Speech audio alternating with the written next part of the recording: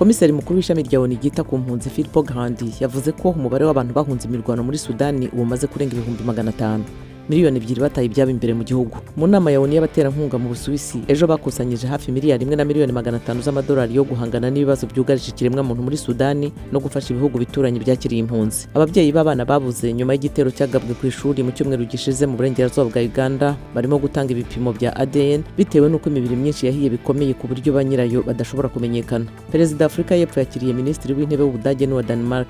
Ibi bihugu bitatu bigamije gukora ishoramari mu bitanga ingufu bitangiza ibidukikije. Naho muri Kenya icyamamare muri marato Eliud Kipchoge yafatanyije n'abasiganwa mu mamodoka Ott Tanak na Pierre Louis Loube batera ibiti hafi yahitorezwa hasigaye icyumweru ngo shampiyona y'isi y'isiganwa ry'imodoka isubire muri Kenya uyu mwaka wa 2023.